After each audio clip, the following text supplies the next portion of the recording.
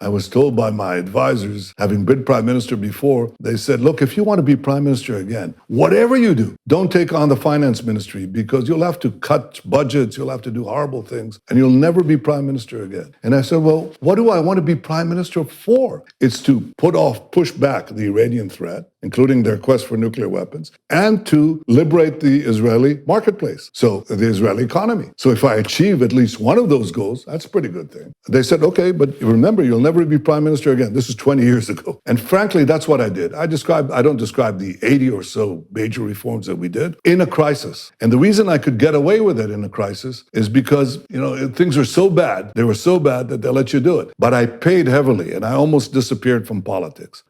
When I later ran for leader of Likud, my party compressed to 10% of the Knesset. That's it. Right now, we're the biggest party. But I was merely destroyed. So my advisors who told me don't take the finance ministry weren't that wrong. I was declared dead. Having survived several brushes with death as a commando soldier, I now survived a brush with death politically. So I was eulogized. People said Netanyahu did great things in the economy, but he's dead. That's what leaders do. If you want to lead, you have to have a purpose. And your purpose has to be beyond yourself. And you have to be ready to shed political blood, your own. You have to be ready. Otherwise, you can't lead. Otherwise, it's meaningless. You're always looking at the polls. You're always looking. Do you have a vision of what to do? I had a clear vision. And I wanted to make Israel a power among the nations. And I paid for it. And I nearly died politically. In fact, I was eulogized twice. I checked, somebody showed me the statistics the other day. So I'm the longest serving prime minister of Israel, 15 years. And in a year, if I, as I anticipated, will form a government in a few days, in a year's time, I will be the longest serving leader of a democratic country in the last half century.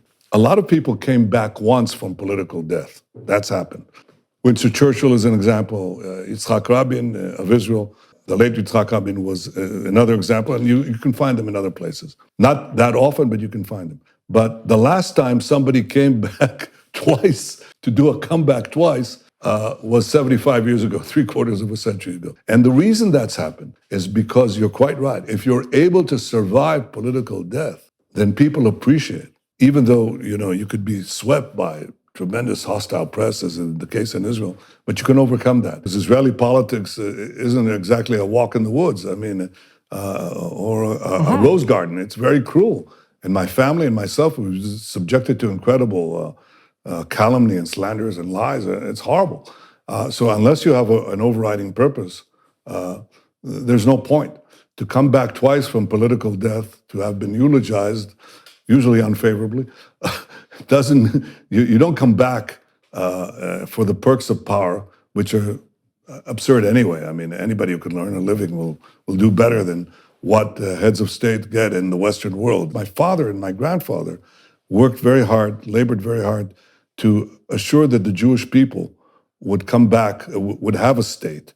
It's not that you can sit on your laurels. I can't say, oh, well, and I'm coming back in. I've done it. I wrote my biography or my autobiography. That's it. No, you have to constantly work at it. You have to constantly increase the economic power, increase the innovation, increase the circle of peace, expand it, and block those who would trample us. And it's not automatic. It's not obvious that history will be kind to the good.